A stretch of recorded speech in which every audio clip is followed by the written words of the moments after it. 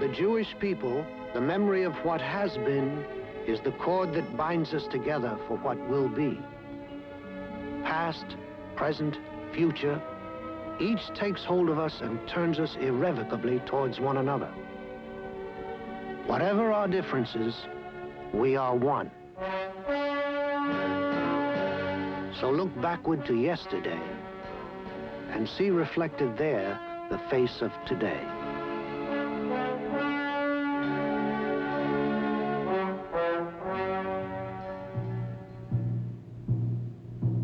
Back in the 1700s, Tsarist Russia thought she had taken care of her Jewish problem very well.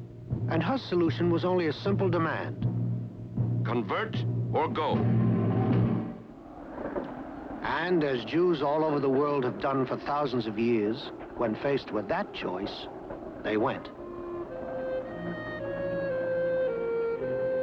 By the end of the 18th century, nearly all the Jews of Russia had been deported.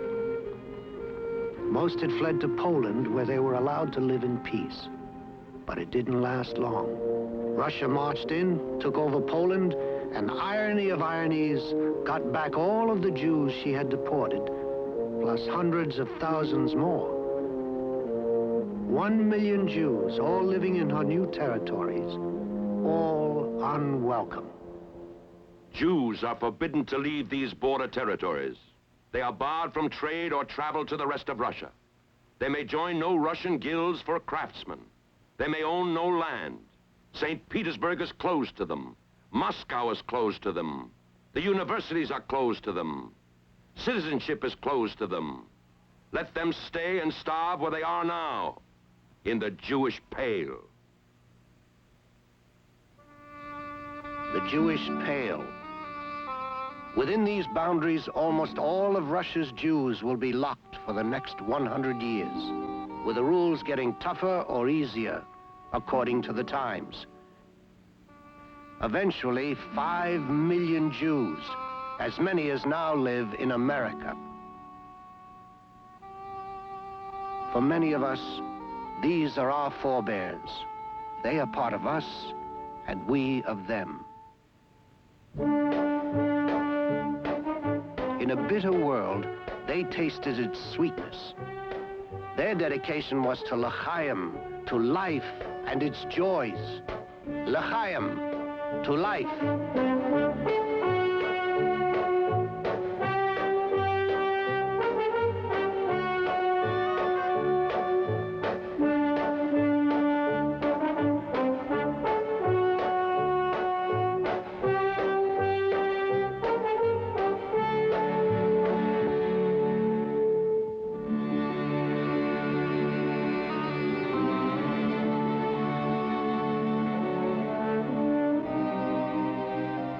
In the Pale, survival is the ultimate victory. What was it like? To put it simply, in our town, there are 10 watchmakers and no watches. Still, to a worm in a horseradish, the horseradish tastes sweet. This is my horseradish.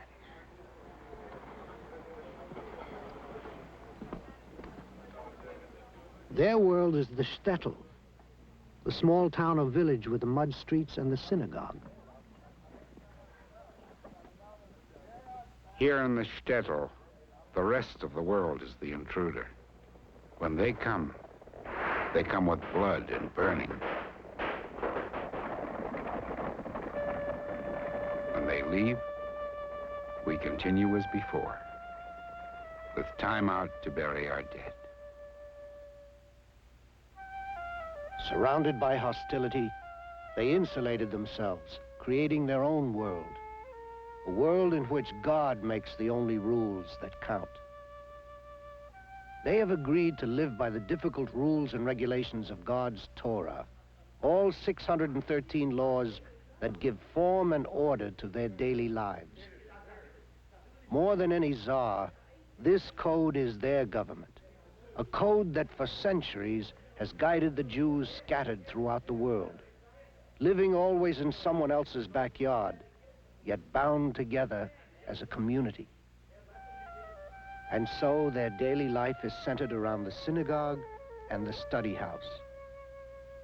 For to study and debate these laws is the joy of life.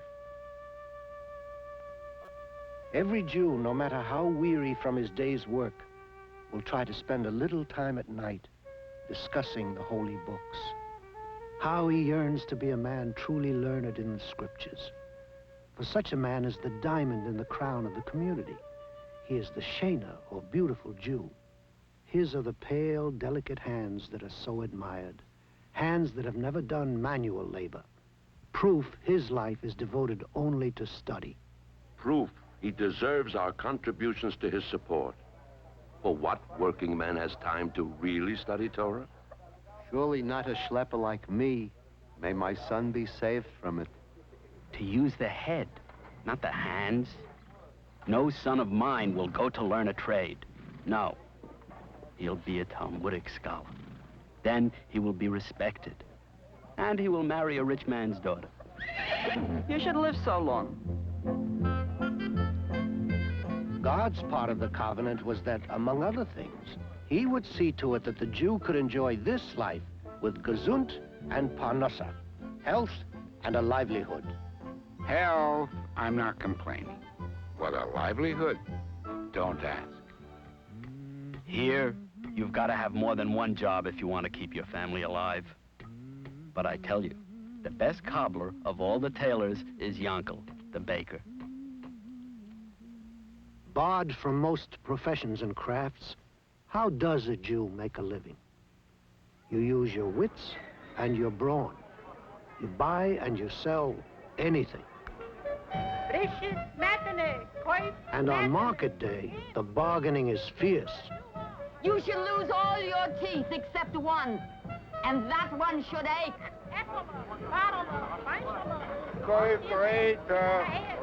The marketplace is the meeting ground for Jew and peasant. The watchword for thievery is 210! 2 Jewish eyes versus 10 Russian fingers.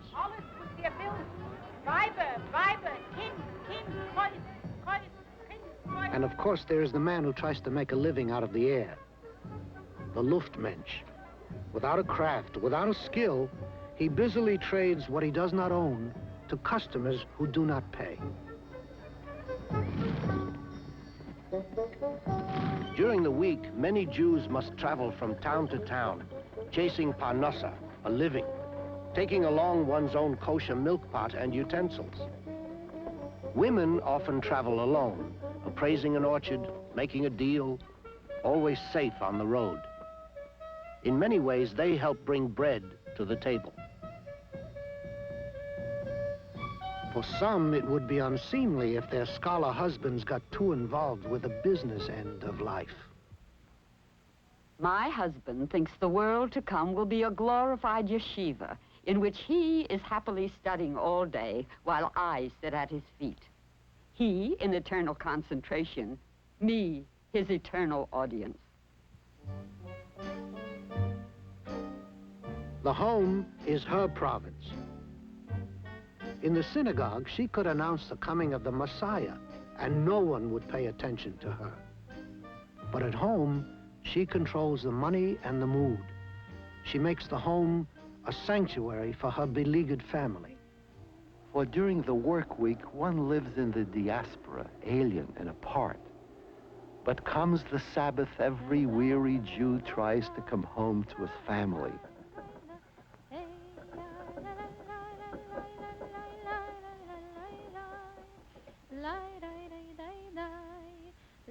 On the Sabbath, every man is a king, every woman a queen.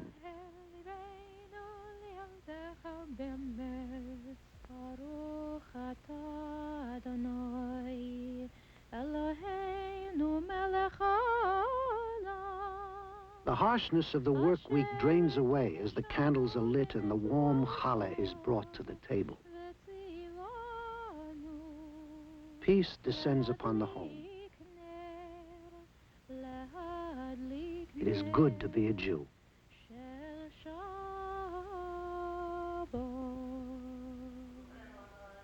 On the Sabbath, the whole day can be spent with the holy books. Tradition reaches out of the ancient past and touches the shtetl Jew personally. When he takes a sacred book into his hands, he knows who he is. He may be barred from the opportunities, the universities, even the citizenship of Mother Russia. But his hunger is in the belly, not in the soul. How many others can say the same?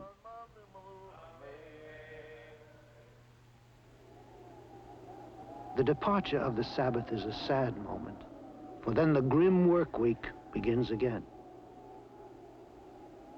You go long distances in a storm to earn a little something. Try anything. It is a desperate attempt by desperate people, confined to the poverty-stricken area of the Pale, to eke out a living of some kind. A never-ending marathon for those without skills, without a trade.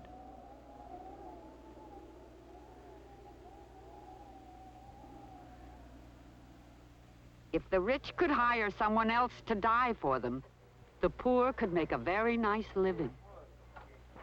It's no disgrace to be poor. It's no honor either. But the man who puts in a hard day's work is valued by the Talmud.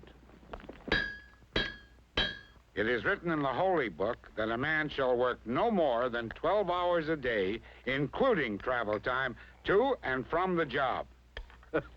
Maybe in ancient Jerusalem.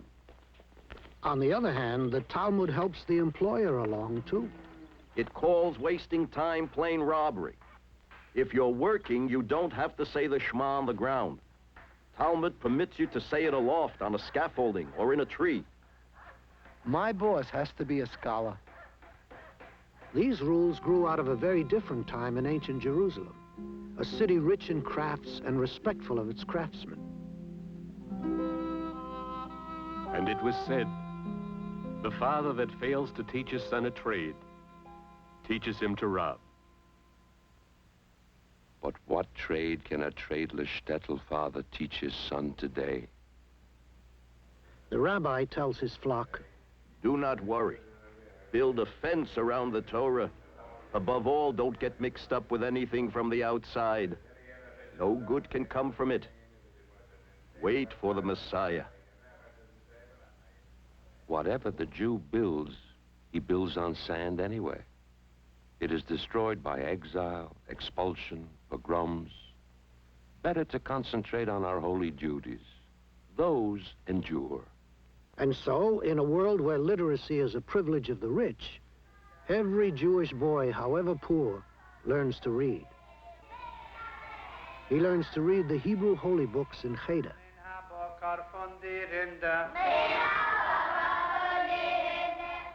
And usually that's all he learns to read. Why read anything else?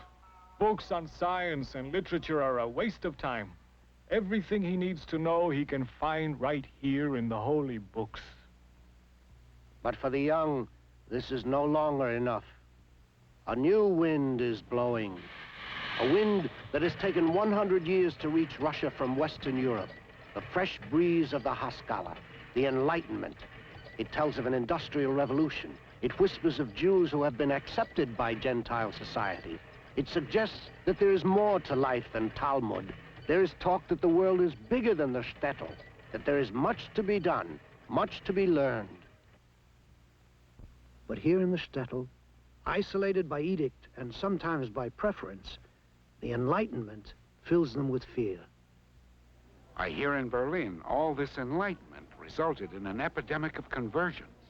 Like moths consumed by a flame. Remember the poet Heinrich Heine? He put it well. The baptismal certificate is the admission ticket into European civilization. And he bought the ticket. A high price to pay.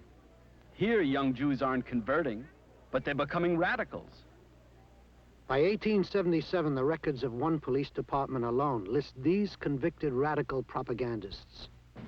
279 nobles, 197 sons of priests, 117 sons of high officers, and 68 young Jews.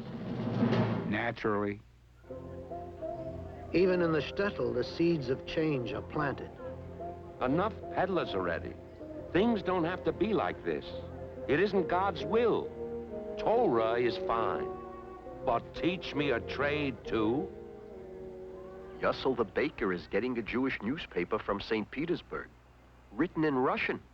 In Russian? For Jews? Well, Yussel was always an odd one. So, what does it say, Yussel?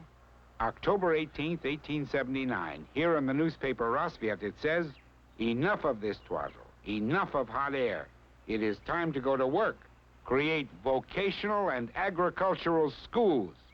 This is the way to raise the standard of living of the Jewish masses in Russia. Life itself has set these aims for us. In St. Petersburg, the representatives of great Jewish wealth agree. They are the few Jews so important to the financial well-being of the Russian court that it is whispered by the shtetl folk that they can even talk to the Tsar. Samuel Polyakov, Russia's railroad king, petitions His Most Illustrious Majesty, Tsar Alexander II, for approval to form a Jewish committee to raise funds for this purpose. The Tsar agrees. Polyakov and Baron de Gunsberg each contribute 25,000 rubles to the new fund. Before this, social action had always been limited to a few powerful Jews. Now an elite committee is formed, and they break with tradition. We will go to the people. For the first time, the door will be open to Jewish action on a mass scale. To every important and almost important Jew, their letter comes, announcing the creation of a fund to establish trade schools and agricultural colonies. We, the undersigned, consider that the participation of as large a number of people as possible is extremely dear to us, and the gift of a ruble by a poor man is not less dear to us than donations of tens of thousands. The letter speaks to the very heart of the Jewish community. For its purpose is to inspire new respect for the manual skills, and by training, to help the shtetl Jew take his place in the modern world. The response is profound. Money begins to pour in. Even so, the committee soon learns it has made a few errors. Just listen to the letters to the newspapers. The appeal is in Russian. What Jew reads Russian? Only the big shots, so let them give money. Our fund is for the people, so let it be built up by the people. Send a Yiddish translation. Translate it into Hebrew, and we'll post it in the synagogue. That's how to raise funds. The letters show confusion and strange rumors spread. The 9 lost tribes have been found. They live in profound misery, and the money is being collected for them. No. The Turkish Sultan has become a Jew, and he has invited all the Jews to come to him, and that is why the money is needed. Was the geehrte Geschichte. More typical is a letter from Mr. J. Ginsberg of Meserich. The letter did not mention the name of any rabbi, but as a rule, it is precisely the rabbi that makes kosher philanthropic initiatives. So secure the cooperation of eminent rabbis to dispel the doubts. Egos have to be massaged carefully. We in Bobrinitz think that the initiators of the fund entertain exaggerated pretensions about themselves, and they do not deign to honor with their letter certain persons who are well known in our bare corners, but not in the outside world. How do they expect me, a fundraiser in St. Petersburg, to know every Jew in Russia who could be useful to the cause? But the Jews of the Pale hear the note of hope in that appeal and see the dream.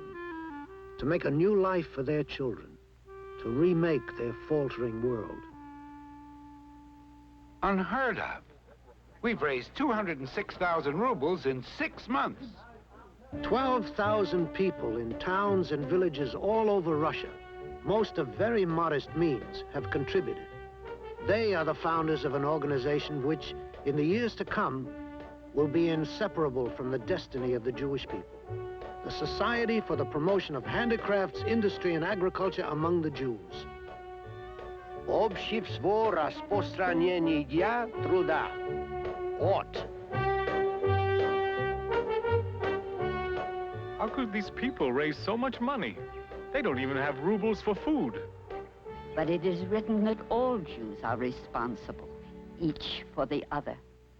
If we do not care for ourselves, who will?